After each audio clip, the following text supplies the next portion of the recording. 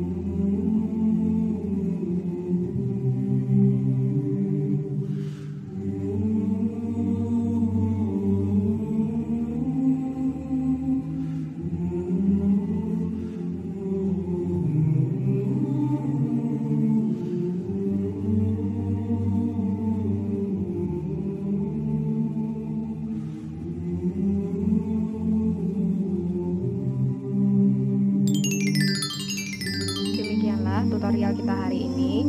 Jangan lupa like, subscribe, dan nyalakan tombol lonceng. Semoga bermanfaat. Assalamualaikum warahmatullahi wabarakatuh.